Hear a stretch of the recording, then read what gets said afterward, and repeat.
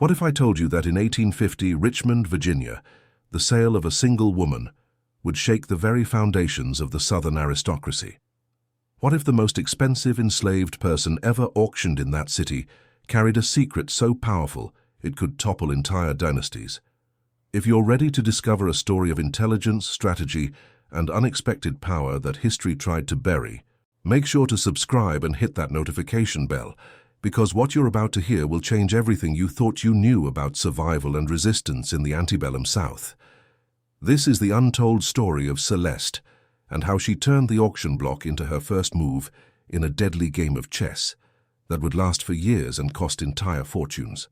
The morning mist clung to the cobblestones of Richmond's slave market like a shroud, but by 10 o'clock, the Virginia sun had burned it away, revealing a crowd unlike any the city had ever seen. Carriages bearing the crests of the state's most powerful families lined Broad Street, their occupants stepping down with the careful composure of men who owned empires built on human flesh. Thomas Whitmore adjusted his silk cravat as he surveyed the gathering. At 62, he had attended hundreds of these auctions, but today felt different. The whispers had been circulating for weeks. A woman of extraordinary education and refinement would be sold, the estate of a deceased Charleston planter, finally settling his debts. "Gentlemen," called out Silas Crawford, the auctioneer whose voice had sealed the fates of thousands. "Today we present Lot 47. I've been in this business for 30 years and I've never seen her equal." The crowd fell silent as she emerged from the holding area. Celeste walked with her chin raised, her dark eyes scanning the sea of white faces with an intensity that made several men shift uncomfortably. At 26, she possessed a beauty that transcended the crude categories of the auction block. Her movements were fluid, deliberate, and carried an unmistakable dignity that seemed to mock the very institution that sought to reduce her to property. "Note the posture, gentlemen," Crawford continued, his voice betraying a hint of unease. "Educated in Charleston's finest household, speaks French, Latin, and German, can manage complex household accounts, supervise staff of 50 and—" he paused, consulting his notes, "has served as personal secretary to one of South Carolina's most prominent families." James Beauregard, heir to one of Virginia's largest tobacco fortunes, leaned forward in his seat. At 34, he prided himself on recognizing value, and everything about this woman screamed of hidden worth beyond her obvious attributes. "What's the opening bid?" called out Harrison Caldwell, a railroad magnate whose wealth had grown exponentially with westward expansion. $500, Crawford announced. The bidding erupted like a dam bursting. Within minutes, the price had climbed to unprecedented heights. Beauregard found himself locked in a fierce competition with Caldwell, while Thomas Whitmore watched with calculating eyes, waiting for his moment. $2,000. Beauregard's voice cut through the crowd. Gasps rippled through the assembly. Such a sum could buy a small plantation. $2,500, Caldwell countered without hesitation. Celeste stood motionless throughout the frenzy, but her eyes never stopped moving. She catalogued every face, every gesture, every tell that revealed the true nature of the men who sought to own her. When her gaze met Beauregard's, he felt an unexpected chill, as if she were evaluating him rather than the reverse. $3,000, came a new voice from the back. The crowd turned to see Marcus Thornfield, a mysterious figure who had appeared in Richmond society only months earlier. Rumors swirled about his origins. Some said he was a northern industrialist seeking southern investments. Others whispered of European connections and old money. The bidding war intensified. 4,000, 5,000. The numbers climbed beyond reason, beyond precedent, beyond anything Richmond had ever witnessed. Finally, as the sun reached its zenith, Crawford's gavel fell with a thunderous crack. "Sold to Mr. James Beauregard for $7,200. The crowd erupted in a mixture of applause and stunned silence. $7,000. More than many men earned in a decade, more than some plantations were worth. As Beauregard approached to complete the transaction, Celeste spoke for the first time, her voice clear and cultured, carrying just a hint of a Charleston accent. "Mr. Beauregard," she said, extending her hand with the grace of a lady at a social gathering. "I look forward to serving your household with the same dedication I provided to the Ashford family of Charleston. Beauregard, caught off guard by her directness and poise, found himself actually shaking her hand before realizing the impropriety. Around them, the crowd buzzed with whispered conversations about the unprecedented sale. But what none of them knew, what Celeste had carefully concealed behind her composed exterior, was that she had recognized three faces in that crowd. Three men who had no idea that their deepest secrets were about to walk through the front door of Beauregard Manor. As the carriage rolled away from the market, carrying Celeste toward her new life, she allowed herself a small smile. The auction was over, but the real game was just beginning. The first secret she carried was about Thomas Whitmore himself. Years ago, when she had served as secretary to the Ashford family, she had transcribed correspondence that revealed Whitmore's involvement in a scheme to defraud the federal government of land grants intended for war veterans. The letters, written in Whitmore's own hand, detailed how he had created false identities to claim thousands of acres of prime Virginia farmland. The second secret concerned Harrison Caldwell. During a business dinner at the Ashford plantation, she had overheard him discussing his plans to manipulate railroad routes through bribery and intimidation. He had boasted about paying off state legislators and threatening those who wouldn't cooperate. What made this particularly damaging was that Caldwell's railroad company had received substantial federal subsidies based on false promises about the routes they would serve. The third secret was perhaps the most dangerous of all. Marcus Thornfield, the mysterious bidder, was not who he claimed to be. Celeste had seen him before, years earlier, when he had visited the Ashford plantation under a different name, Marcus Thornton. At that time he had been involved in smuggling operations, moving stolen goods and contraband through Charleston's port. His transformation into a respectable Richmond businessman was nothing more than an elaborate facade.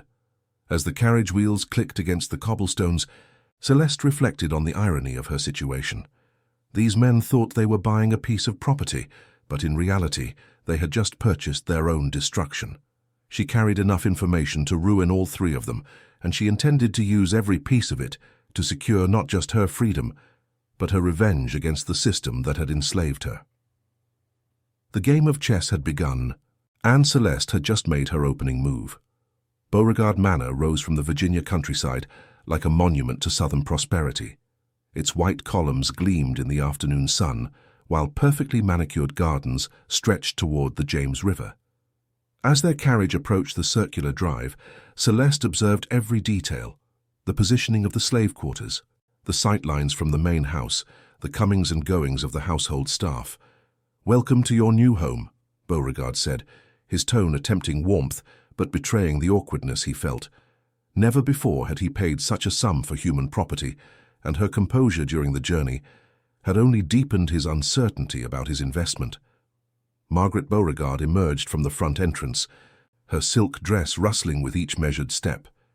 At 28, she was considered one of Richmond's great beauties, but her pale blue eyes held a coldness that matched the diamonds at her throat. "James," she said, her voice carrying the honeyed steel of Southern aristocracy, "I trust this acquisition will prove worthy of the fortune you've spent." Celeste curtsied with perfect form. "Mrs. Beauregard, I am honored to serve your household. I hope my experience managing the Ashford estate in Charleston will prove valuable here." Margaret's eyebrows rose slightly. The woman's speech was more refined than that of many white ladies she knew. "Indeed. Well, Mrs. Patterson will show you to your quarters and explain your duties." Mrs. Patterson, the head housekeeper, was a stern woman in her 50s, whose iron-grey hair was pulled back in a severe bun. As they walked through the manor's opulent halls, she outlined Celeste's responsibilities. "You'll manage the household accounts, supervise the indoor staff, and coordinate with the kitchen for entertaining. Mr. Beauregard hosts frequent gatherings, politicians, businessmen, the sort who shape Virginia's future." She paused, studying Celeste carefully. "I'll warn you now, this household has its complexities. The master and mistress, they have their arrangements." Celeste nodded, filing away this first piece of intelligence. "I understand, Mrs. Patterson. Discretion has always been paramount in my service." Her quarters, while modest, were far superior to typical slave accommodations, a small but private room with a writing desk, bookshelf and window overlooking the gardens. As Mrs. Patterson departed, Celeste allowed herself a moment to process her surroundings. The room contained more luxury than she had experienced in years, but she knew it was still a prison. The window had bars, subtle but unmistakable. The door, while not locked, was positioned so that anyone entering or leaving could be observed from the main house. Even in their generosity, the Beauregards were taking no chances. That evening, as she organized the household ledgers in Beauregard's study, she overheard a heated conversation from the adjacent parlor. The railroad expansion through the Shenandoah Valley could make us millions, Beauregard was saying, but we need Caldwell's support in the legislature. Harrison Caldwell is a snake, replied another voice, one Celeste recognized as Thomas Whitmore from the auction. He's been buying up land along the proposed route through shell companies. If word gets out, then we ensure it doesn't. Beauregard's voice turned cold. Some secrets are worth killing for, Thomas. Celeste's hand stilled on the ledger. She had stumbled upon something far more valuable than household gossip, a conspiracy involving land speculation and political corruption that reached the highest levels of Virginia society. Over the following weeks, Celeste established herself as indispensable. Her management of the household was flawless, her coordination of social events seamless, but more importantly, she became invisible in the way that only servants could, present but unnoticed, trusted with sensitive tasks but dismissed from conscious consideration. During a dinner party for prominent legislators, she served brandy in Beauregard's private study, while he and his guests discussed their plans. The Cherokee land in Tennessee is ripe for acquisition, Senator Morrison was saying, his words slightly slurred from drink. My contacts in Washington can ensure the removal proceeds on schedule. And the families currently living there? Asked Caldwell. Morrison shrugged. Casualties of progress. We'll compensate the chiefs who cooperate and deal harshly with those who don't. As Celeste refilled glasses, she memorized every word, every name, every detail of their conspiracy. These men were planning to profit from the forced removal of Native American families, using their political connections to manipulate government policy for personal gain. But it was during a late-night encounter that Celeste discovered her most dangerous secret. Unable to sleep, she had ventured to the library to retrieve a book when she heard voices from Beauregard's study. Pressing herself against the wall, she listened as Margaret Beauregard spoke in hushed, urgent tones. The letters must be destroyed, James. If anyone discovers my correspondence with the abolitionists in Philadelphia. You've been feeding information to the Underground Railroad. Beauregard's voice was incredulous. Only about the most brutal overseers, the families being separated.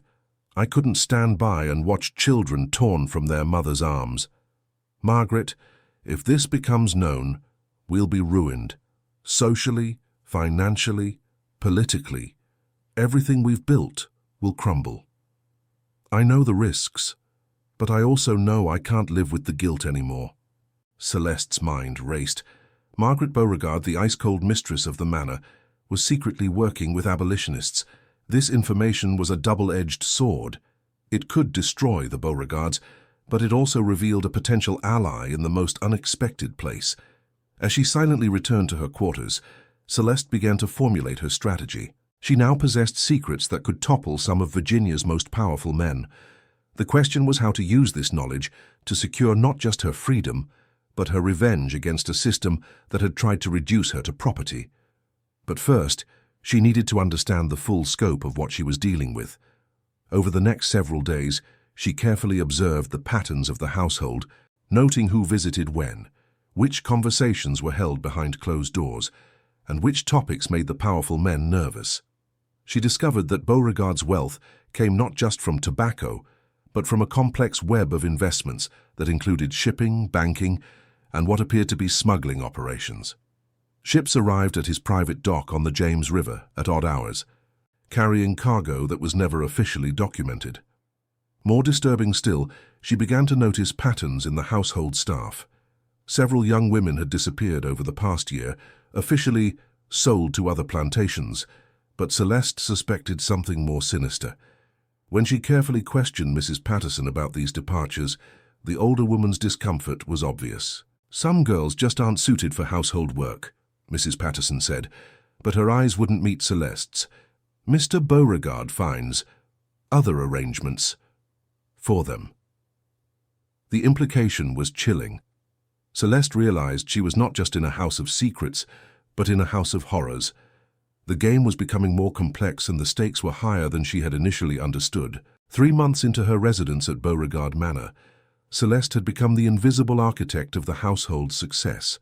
Every social gathering ran with clockwork precision, every business meeting was flawlessly coordinated, and the Manor's accounts showed a level of organization that impressed even James Beauregard's most discerning associates. But beneath this veneer of perfect service, Celeste was weaving a web of her own. The opportunity came during the annual Richmond Autumn Gala, the social event that determined the hierarchy of Virginia's elite for the coming year. As Celeste coordinated the evening's logistics, she noticed an unusual guest on the list, Marcus Thornfield, the mysterious bidder from her auction. "Mrs. Patterson," Celeste said carefully, "I notice Mr. Thornfield will be attending. Should I prepare the blue guest room?" "No need," the housekeeper replied with a knowing look. "Mr. Thornfield has particular arrangements with the master. They'll be conducting private business in the study after the other guests depart." That evening, as Richmond's finest gathered in the Beauregard ballroom, Celeste moved through the crowd like a shadow, ensuring glasses remained full and conversations flowed smoothly. But her true attention was focused on the subtle dynamics playing out among the guests. She watched as Senator Morrison avoided direct conversation with Caldwell, despite their business partnership. She noted how Thomas Whitmore's wife seemed unusually nervous, her hands trembling as she sipped champagne. Most intriguingly, she observed Margaret Beauregard exchange a meaningful glance with a woman she recognized from newspaper society pages, Mrs. Elizabeth Hartwell, wife of a prominent Philadelphia merchant and known abolitionist sympathizer.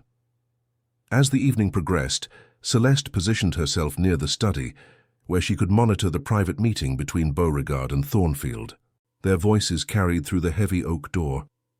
"The shipment from Charleston arrives next week," Thornfield was saying, "but we have a problem.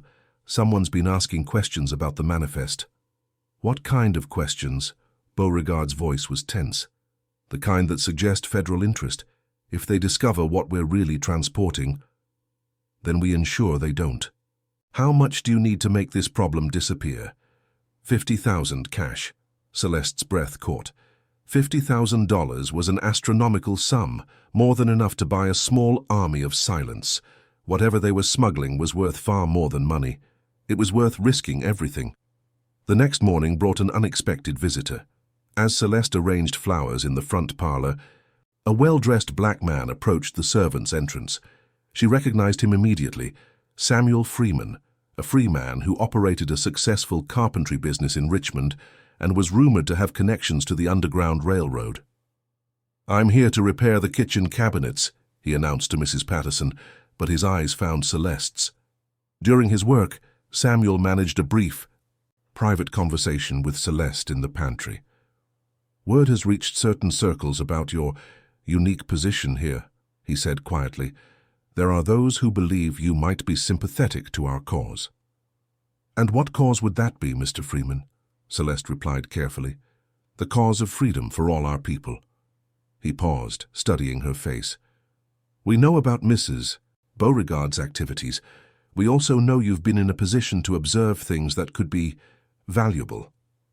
Celeste felt the weight of the moment. This was the crossroads she had been approaching since her arrival. "What exactly are you asking of me?" "Information, names, routes, anything that could help families escape or expose those who profit from our suffering." Samuel's voice carried quiet intensity.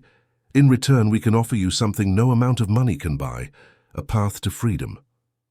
Before Celeste could respond, footsteps approached the pantry. Samuel quickly returned to his work as Mrs. Patterson appeared. "Is everything proceeding well with the repairs?" she asked. "Yes, ma'am, should be finished within the hour," Samuel replied. That afternoon, as Celeste processed the morning's encounter, she was summoned to Beauregard's study. She found him pacing behind his desk, his usual composure cracked. "Celeste, I need to ask you about something delicate," he began. Have you noticed anything unusual about Mrs. Beauregard's correspondence lately? The question was a trap, and Celeste recognized it immediately. I manage the household accounts and social calendar, sir. Mrs. Beauregard handles her personal correspondence privately. Of course, of course. Beauregard studied her face. It's just that. Well, there have been rumors. Whispers about abolitionist sympathizers operating in Richmond society. As someone who manages our household so efficiently, I thought you might have observed something. Celeste maintained perfect composure. I'm afraid I haven't noticed anything unusual, Mr. Beauregard. My focus remains entirely on ensuring your household runs smoothly. But as she left the study, Celeste realized that the web of secrets was becoming dangerous for everyone involved. Beauregard suspected his wife's activities. Margaret was risking everything for her conscience. And now the Underground Railroad was seeking to recruit her as an informant. That evening, as she prepared for bed, Celeste found a note slipped under her door. The handwriting was elegant, feminine. The Rose Garden. Midnight. Come alone. A friend. At the appointed hour, Celeste made her way through the moonlit gardens to find Margaret Beauregard waiting among the roses, her white nightgown ghostly in the darkness. I know you heard James and me discussing my activities, Margaret said without preamble. I also know you're far too intelligent not to understand the implications. Mrs. Beauregard, please, we're beyond pretense now. Margaret's voice carried a weariness that aged her beyond her years. I've been watching you, Celeste. The way you observe, the way you remember everything. You're not just managing our household, you're studying us. The two women faced each other in the garden, each recognizing in the other a kindred spirit trapped by circumstances beyond their control. What do you want from me? Celeste asked. An alliance, Margaret replied. I know about Samuel Freeman's visit.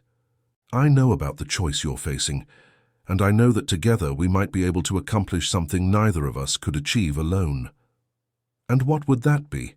Margaret's smile was sharp as the thorns surrounding them. The complete destruction of my husband's business empire, and the liberation of every soul he's ever claimed to own.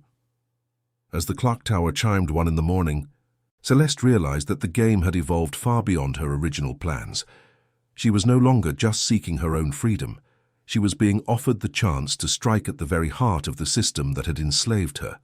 The question was whether she was prepared for the consequences of such a war. But before she could answer, Margaret continued with information that changed everything. There's something else you need to know, Margaret said, her voice dropping to barely above a whisper. The shipments Thornfield mentioned, they're not just smuggling goods, they're trafficking people. Free blacks kidnapped from northern cities and sold into slavery in the Deep South. Celeste felt her blood run cold. How many people? Dozens, maybe hundreds, over the past few years. James thinks I don't know, but I've seen the manifests. I've heard the conversations. They have a network that extends from Boston to New Orleans. And you've done nothing to stop it. Margaret's face crumpled with shame. I've tried to help where I can, feeding information to the Underground Railroad, warning families when I could. But I've been too afraid to act decisively. Too afraid of losing everything. And now I realize that some things are more important than social position or financial security. Those people being trafficked, they have families, dreams, lives that are being destroyed for profit. I can't stand by anymore. Celeste studied Margaret's face in the moonlight, seeing genuine anguish and determination. What exactly are you proposing? A coordinated strike. We expose everything at once, and the land speculation, the political corruption, the human trafficking. We bring down the entire network. That's incredibly dangerous. If we fail, we'll probably die, Margaret said matter-of-factly. But if we succeed, we'll save hundreds of lives and strike a blow against slavery that will be felt throughout the South. Celeste considered the proposal. It was audacious, risky, and potentially suicidal, but it was also an opportunity to do something truly meaningful, to transform her personal quest for freedom into a broader fight for justice. What would you need from me? She asked. Everything you've observed, every conversation you've overheard, every document you've seen. We'll need evidence that's so overwhelming it can't be ignored or suppressed. And how do we ensure this evidence reaches the right people? Margaret smiled grimly. "Leave that to me. I have contacts you don't know about, people in Washington, journalists in New York, federal marshals who can't be bought." As they finalized their alliance in the Rose Garden, neither woman fully understood the magnitude of what they were undertaking. They were about to challenge not just individual criminals, but an entire system of power and oppression that had existed for generations. The game was no longer just about Celeste's freedom or Margaret's conscience. It had become a war for the soul of America itself. The plan Margaret proposed was audacious in its scope and terrifying in its implications. Over the course of several clandestine meetings in the Rose Garden, the two women outlined a strategy that would expose not just James Beauregard's illegal activities, but the entire network of corruption that connected Virginia's elite. "The key is timing," Margaret explained during one of their midnight conferences. "James is planning something significant for the Christmas season. I've overheard fragments, something about a final shipment that will secure his fortune permanently." Celeste had been gathering intelligence on this mysterious operation for weeks. Through careful observation and strategic positioning during Beauregard's private meetings, she had pieced together a horrifying picture. "It's not just smuggling," she told Margaret. "They're trafficking people, free blacks kidnapped from northern cities and sold into slavery in the Deep South. The Charleston shipments Thornfield mentioned aren't goods, they're human beings." Margaret's face went pale in the moonlight. "Dear God, James has become a monster." "He always was one," Celeste replied quietly. "He just hid it better."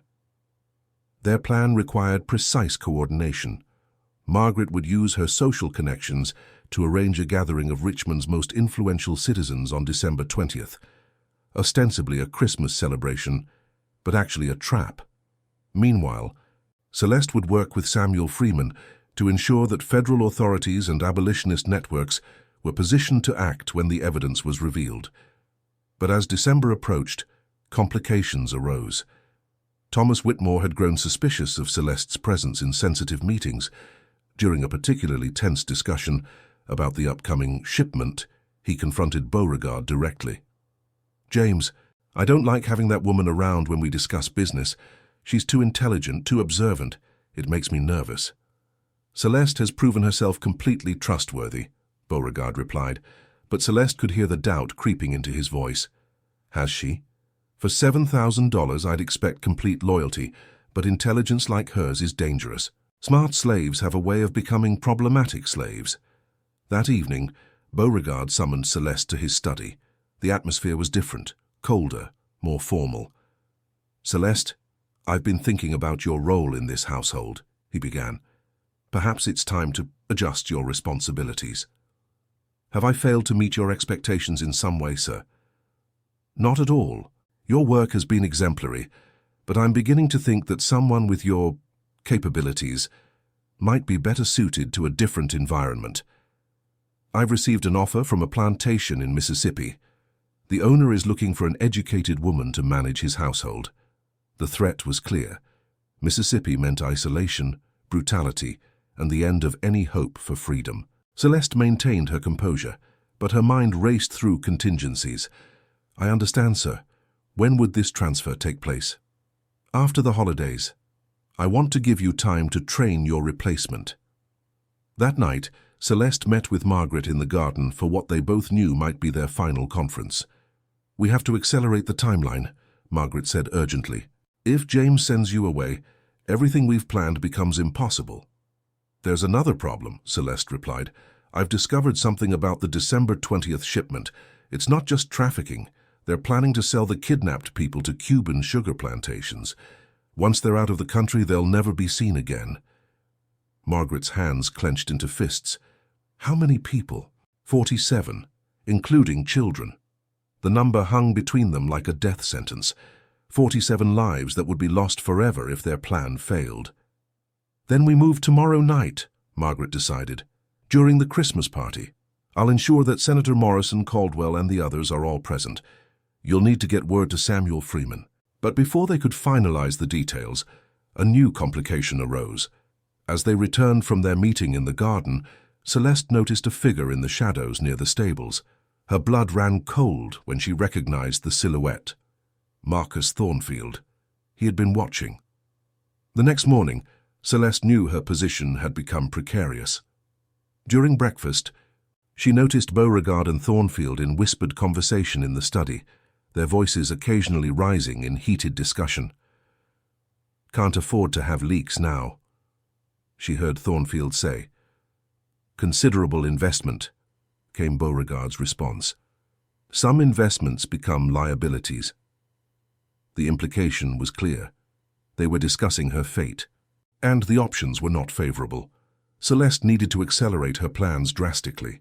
During her morning duties, she managed a private moment with one of the gardeners, a man named Isaiah who she suspected had connections to the Freedom Network. "I need a message to reach Samuel Freeman," she whispered while arranging flowers. "Tell him the timeline has changed. Tonight. The Christmas party is our only chance." Isaiah nodded almost imperceptibly and continued his work. The day passed in feverish preparation. Margaret, using her authority as mistress of the house, had invited all the key conspirators to an intimate Christmas celebration. Senator Morrison, Harrison Caldwell, Thomas Whitmore, and several other men whose secrets Celeste had collected over the months. But as the afternoon progressed, Celeste realized something was wrong. Thornfield had remained on the property, and she saw him several times in conversation with men she didn't recognize, men with the hard look of hired muscle. At 5 o'clock, while supervising final preparations for dinner, Celeste was approached by Mrs. Patterson. "The master wants to see you in the study," the housekeeper said, but there was something in her eyes, a warning perhaps, or pity. Celeste found Beauregard behind his desk, but he wasn't alone. Thornfield was present, along with two men she didn't recognize. The atmosphere in the room was charged with tension. "Celeste," Beauregard began, his voice formally cold. "Certain irregularities in your behavior have come to my attention." "Irregularities, sir?" "Nighttime meetings, conversations with unauthorized individuals, excessive interest in matters that don't concern a house slave." Thornfield spoke this time, his eyes never leaving Celeste's face. "I'm not sure what you're implying," Celeste replied, keeping her voice steady. "We're not implying anything," Beauregard said. "We're stating that you've become a security risk. Consequently, you'll be transferred immediately." "Transferred where?" "To a location where your intelligence will be less problematic." Thornfield smiled coldly. Celeste realized she was in mortal danger. The transfer they mentioned wasn't to another plantation. It was something far more permanent. "I understand," she said calmly. "May I collect my belongings?" "That won't be necessary." One of the unknown men spoke for the first time. "You won't need them where you're going." At that moment, the study door opened and Margaret Beauregard entered, dressed for dinner in an elegant dark green gown. "James, our guests are arriving. Shouldn't you be preparing?" She paused, noting the tension in the room. "What's happening here?"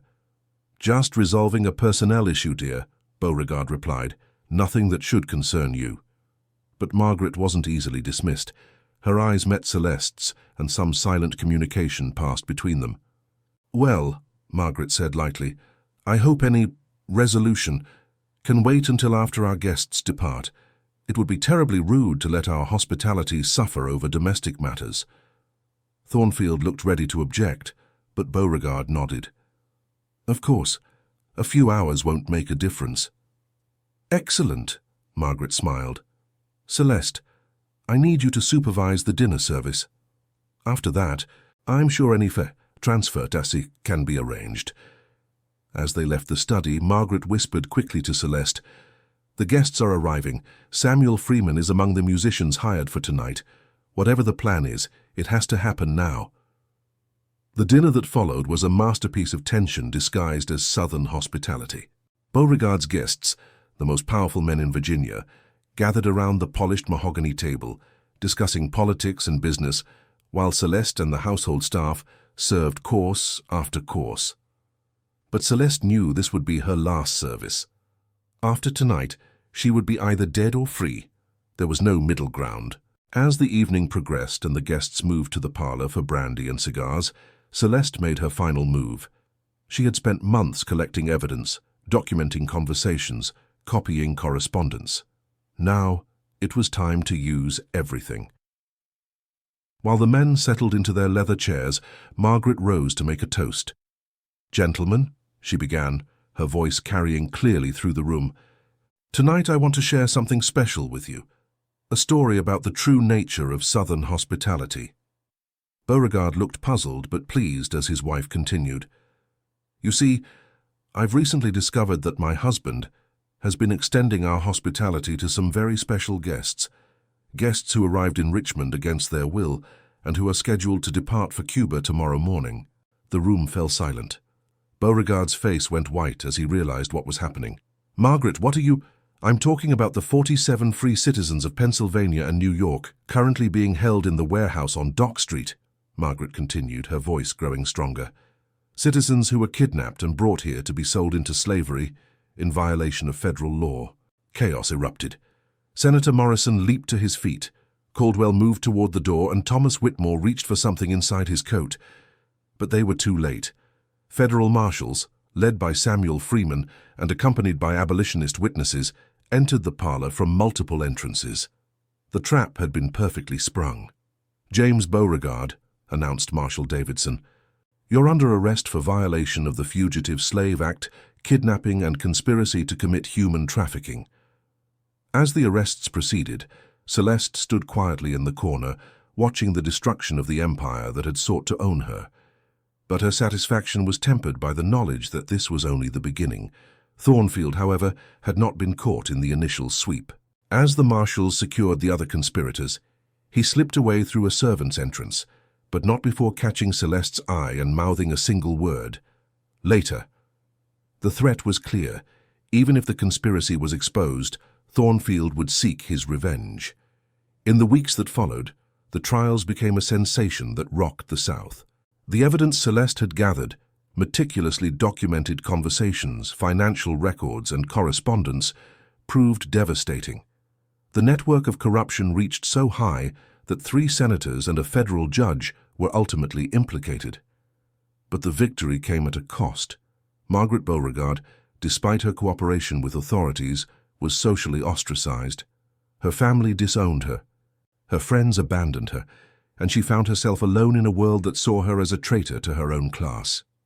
"I don't regret it," she told Celeste during one of their meetings after the trial, "but I won't pretend it isn't painful.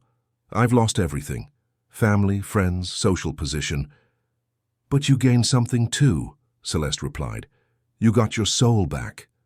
Margaret smiled sadly. "Yes, I suppose I did. And you? What will you do now?" It was a question Celeste had been contemplating.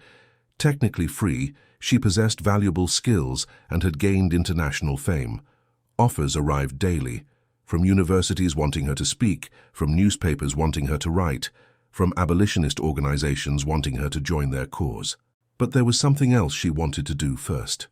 "I'm going back to Charleston," she announced. "Charleston? Why?" "Because there are people there who deserve to know the truth about what happened to the Ashford family.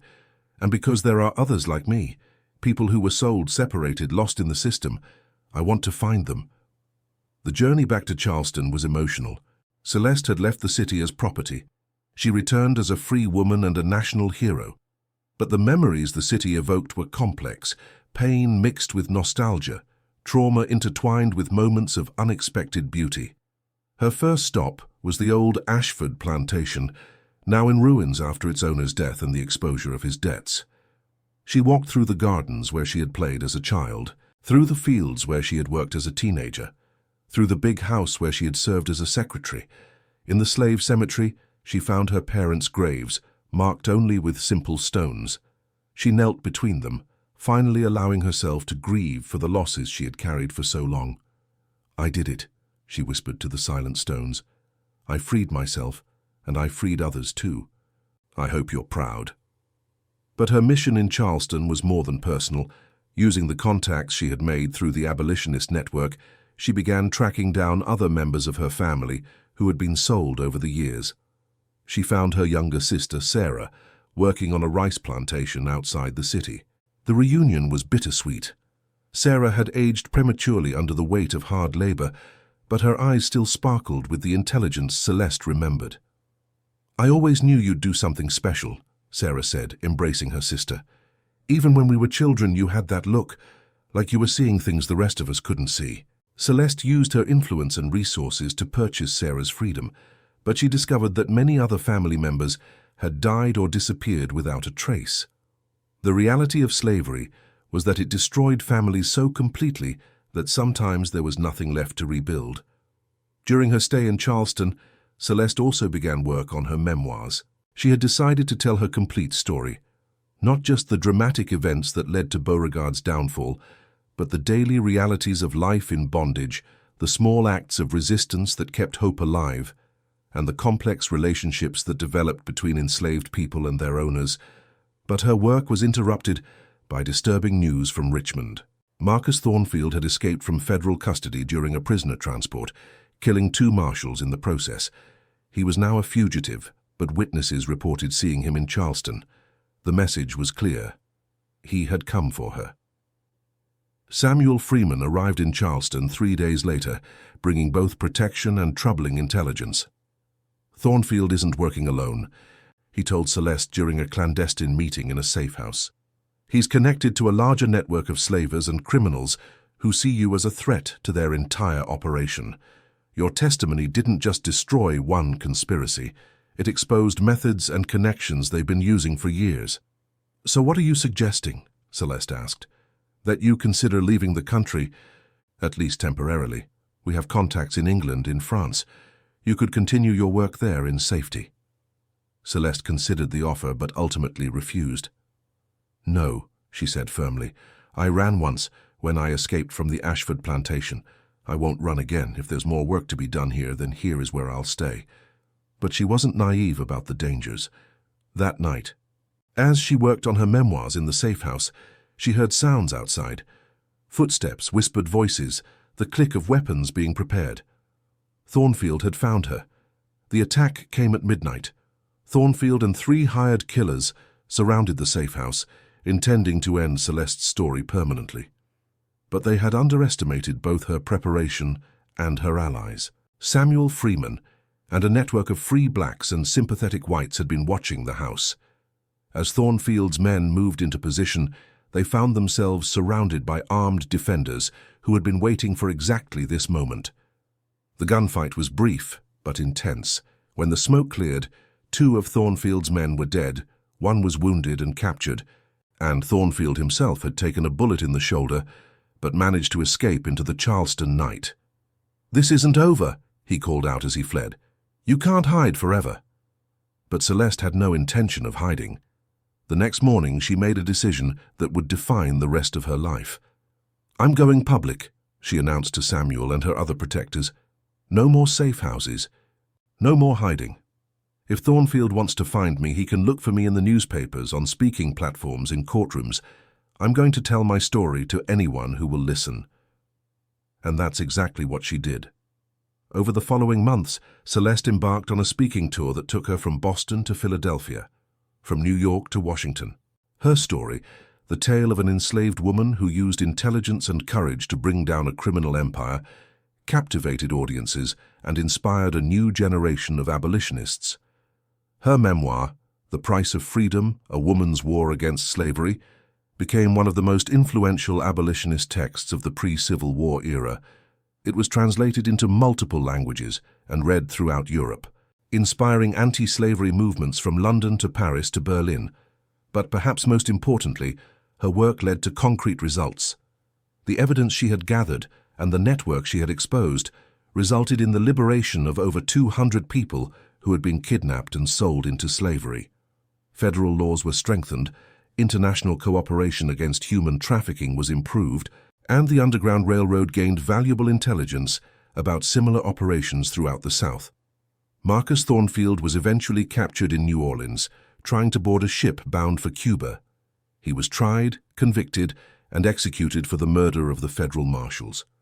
With his death, the last threat to Celeste's safety was eliminated. Margaret Beauregard, meanwhile, had used her husband's seized assets to establish a fund for families affected by the trafficking ring. She never remarried, dedicating her life to the abolitionist cause and working closely with Celeste on various projects. "We make an unlikely partnership," Margaret observed during one of their collaborations. "A former slave and a former slaveholder's wife. Perhaps that's what makes us effective," Celeste replied. "We understand the system from both sides."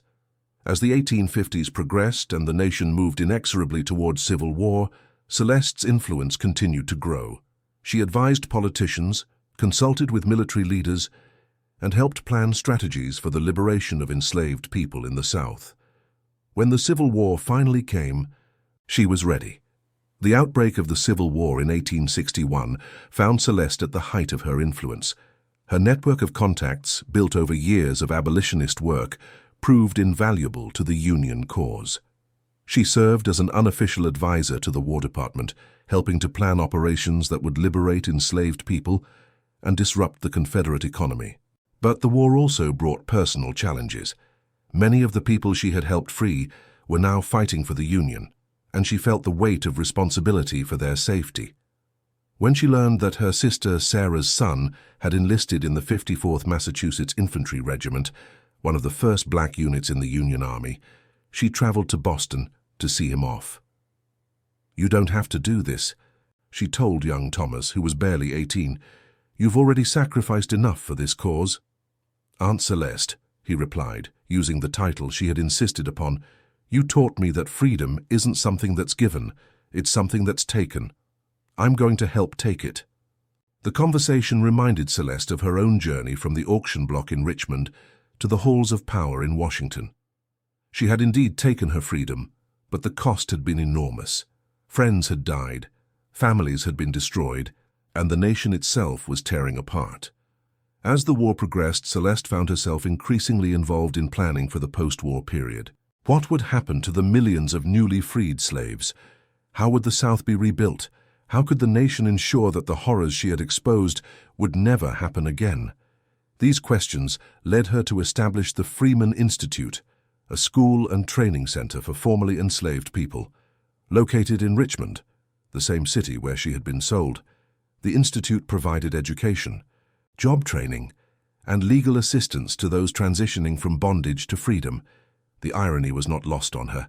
The woman who had been sold for $7,000 in Richmond's slave market was now one of the city's most prominent citizens, owning property, employing workers, and shaping policy. But success brought new challenges. As Reconstruction began, Celeste found herself caught between competing visions of America's future. Some wanted rapid change, others preferred gradual reform. Some sought revenge against former slaveholders, others advocated reconciliation. Celeste chose a middle path, focused on practical results rather than ideological purity. She worked with anyone: former slaves, former slaveholders, Northern politicians, Southern moderates, who was willing to help build a more just society. This pragmatic approach sometimes put her at odds with more radical abolitionists, but it also made her effective. The Freeman Institute became a model for similar institutions throughout the South, and Celeste's influence extended far beyond Virginia. In 1868, she was invited to speak at the Republican National Convention, becoming one of the first black women to address a major political gathering. Her speech, titled "The Unfinished Revolution," called for continued vigilance in protecting the rights of freed slaves. "The chains of slavery have been broken," she told the assembled delegates, "but the work of freedom has only begun. We must ensure that legal freedom becomes real freedom, freedom to learn, to work, to vote, to participate fully in American life." The speech was widely reprinted and helped establish Celeste as one of the leading voices of Reconstruction, but it also made her a target for those who opposed racial equality. In 1871, the Ku Klux Klan burned down the Freeman Institute and threatened Celeste's life. Rather than retreat, she rebuilt the school and expanded its programs. When local authorities proved unwilling or unable to provide protection, she organized her own security force, composed largely of Civil War veterans who had served in black regiments. "They think they can intimidate us back into submission," she told a gathering of supporters. "They're wrong. We've come too far to turn back now." As the 1870s progressed, Celeste's influence continued to grow, but so did the challenges facing the freed slave community. The end of Reconstruction in 1877 brought a resurgence of white supremacist violence and the implementation of Jim Crow laws throughout the South. Many of the gains that had been made during the post-war period were being systematically rolled back. Black voters were disenfranchised, segregation was legalized, and economic opportunities were severely restricted. Celeste, now in her 50s, found herself fighting battles she thought had been won. But her approach had evolved. Where once she had relied on dramatic exposures and public confrontations, she now focused on building institutions and networks that could survive political changes. The Freeman Institute expanded to include a legal clinic, a credit union, and a network of affiliated schools throughout Virginia and North Carolina. Celeste also established the Southern Freedom Fund, which provided loans and grants to black entrepreneurs and farmers. "We can't depend on the goodwill of politicians," she told her staff. "We have to build our own economic and social infrastructure." This strategy proved prescient. As federal protection for black rights diminished, the institutions Celeste had built provided crucial support for the African American community. The Freeman Institute's graduates became teachers, lawyers, doctors, and business owners throughout the South. But Celeste's most important legacy may have been the example she set. Her story, from enslaved woman to national leader, inspired countless others to resist oppression and fight for their rights. In 1885, a young teacher named Ida B. Wells visited the Freeman Institute and spent several hours talking with Celeste about strategies for combating racial violence. Years later, Wells would credit that conversation with inspiring her own anti-lynching campaign. "Miss Celeste taught me that intelligence and courage could overcome any system of oppression," Wells wrote in her autobiography. "She showed me that one person, properly prepared and strategically positioned, could change the world." Similar testimonials came from dozens of other civil rights leaders who had been influenced by Celeste's work. Booker T. Washington consulted with her when establishing Tuskegee Institute. W.E.B. Du Bois sought her advice on his early research projects. Mary Church Terrell credited Celeste with inspiring her own activism. As the 19th century drew to a close, Celeste began work on a second book, The Long Road to Freedom, which chronicled the post-war struggle for civil rights. But her health was declining, and she knew her time was limited. In 1895, at the age of 71, Celeste made her final public appearance at a ceremony dedicating a monument to the victims of slavery in Richmond. Standing before a crowd of thousands, she reflected on the journey that had brought her from the auction block to this moment of recognition. 50 years ago, I stood in this city as property to be bought and sold, she said, her voice still strong despite her age. Today I stand here as a free woman, surrounded by other free men and women who have built lives of dignity and purpose. She paused, looking out at the diverse crowd, black and white, young and old, rich and poor, that had gathered to honor the memory of those who had suffered under slavery. But our work is not finished. As long as any person is denied their full rights as a human being, as long as any child is limited by the color of their skin rather than the content of their character, our work continues. The speech was her last. Celeste died peacefully in her sleep 3 months later, surrounded by family and friends at the Freeman Institute she had built. Celeste's funeral in Richmond drew thousands of mourners from across the nation, former slaves and former slaveholders, politicians and activists, students and teachers, all came to pay their respects to a woman who had transformed her personal quest for freedom into a broader fight for justice. The eulogies spoke of her intelligence, her courage, and her unwavering commitment to human dignity. But perhaps the most fitting tribute came from her sister Sarah, who had lived to see her own grandchildren graduate from the Freeman Institute. Celeste always said that freedom wasn't something you achieved once and then forgot about, Sarah told the assembled mourners. She said it was something you had to fight for every day in every generation. That fight continues, and it did continue.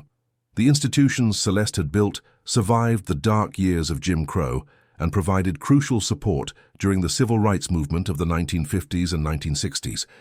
The Freeman Institute became a training ground for civil rights activists, and its legal clinic handled many of the cases that challenged segregation in the courts.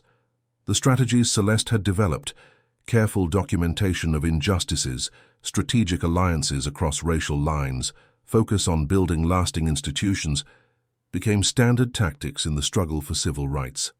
Her memoir, The Price of Freedom, was rediscovered during the civil rights movement and became required reading in many colleges and universities.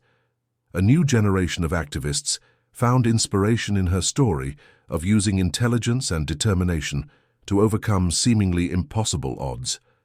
In 1965, on the centennial of the end of the Civil War, President Lyndon Johnson cited Celeste's example when signing the Voting Rights Act. 100 years ago, Johnson said, a woman who had been sold as property for $7,000 proved that the human spirit cannot be bought, sold, or broken. Celeste Freeman showed us that intelligence, courage, and moral conviction can triumph over any system of oppression. Today, as we guarantee the right to vote for all Americans, we honor her memory and continue her work. The Freeman Institute, renamed the Celeste Freeman Center for Social Justice in 1968, continued to evolve with the times. During the 1970s and 1980s, it expanded its mission to include women's rights, immigrant advocacy, and economic justice. The legal clinic that Celeste had established became one of the most respected civil rights law firms in the South. In 1995, on the centennial of Celeste's death, the city of Richmond erected a statue in her honor on the exact spot where she had been sold at auction 145 years earlier. The bronze figure depicts her not as she appeared on the auction block, but as she became a confident, dignified woman holding a book in one hand and extending the other in a gesture of welcome and hope. The inscription reads, Celeste Freeman, 1824-1895, from property to power. She transformed her chains into keys that unlocked freedom for thousands. But perhaps the most fitting tribute to Celeste's legacy came in 2008, when Barack Obama was elected as the first African-American president of the United States. In his victory speech, Obama referenced the long journey from slavery to the White House, mentioning by name several historical figures who had paved the way. Tonight, he said, we honor the memory of all those who fought for this moment, from Frederick Douglass to Harriet Tubman, from Sojourner Truth to Celeste Freeman. They showed us that in America, no matter how humble your beginnings, no matter what obstacles you face, you can rise to achieve greatness. The reference sparked renewed interest in Celeste's story. Her memoir was republished with a new introduction by Obama, and a major Hollywood film about her life went into production. The movie, The Price of Freedom, starring Lupita Nyong'o as Celeste, was released in 2013 and earned multiple Academy Award nominations. But beyond the books, movies, and monuments, Celeste's most important legacy lived on in the principles she had embodied. That intelligence and education were the keys to freedom, that strategic thinking could overcome brute force, that building institutions was more important than winning individual battles, and that the fight for justice required both courage and patience. These lessons proved relevant far beyond the struggle against slavery. Civil rights activists in South Africa cited Celeste's example during their fight against apartheid. Democracy advocates in Eastern Europe studied her strategies during the fall of communism. Women's rights activists around the world drew inspiration from her story of using intelligence and determination to overcome systemic oppression. In 2020, during nationwide protests against police brutality and racial injustice, demonstrators carried signs bearing Celeste's most famous quote, "Freedom isn't something that's given, it's something that's taken, one mind, one heart, one vote at a time." The Celeste Freeman Center for Social Justice, now operating in 12 states, continued to provide legal aid, education, and advocacy for marginalized communities. Its annual budget exceeded $50 million, and its alumni included senators, judges, business leaders, and activists who carried on the work Celeste had begun. On the 200th anniversary of Celeste's birth in 2024, the United States Postal Service issued a commemorative stamp in her honor. The image showed her as she appeared in the famous 1870 photograph, dignified, determined, and unbroken by the trials she had endured. The stamp's first-day ceremony was held at the Freeman Institute in Richmond, now a National Historic Landmark. Speakers included the current president, the Chief Justice of the Supreme Court, and Celeste's great-great-granddaughter, Dr. Sarah Freeman Washington, a professor of African American Studies at Harvard University. "My ancestor understood something that we sometimes forget," Dr. Freeman Washington told the assembled crowd. "She knew that freedom is not a destination, but a journey. Not a gift, but a responsibility.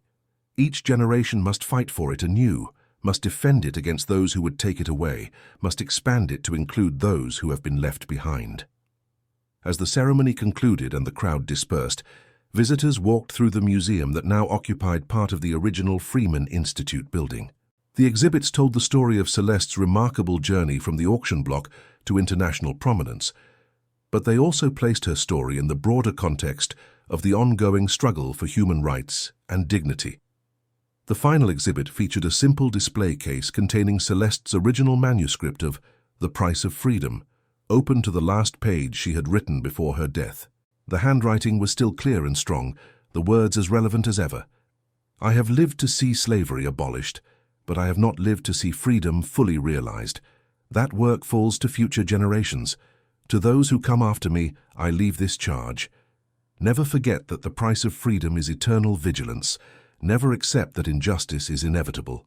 Never believe that one person cannot change the world. I was sold for $7,000, but I proved that no human being has a price. Neither do you. Neither does anyone.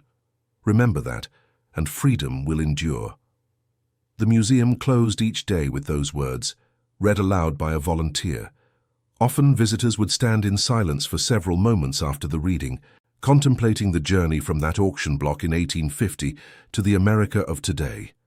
A journey that was far from complete, but one that had been immeasurably advanced by a woman who refused to accept that her humanity could be bought and sold.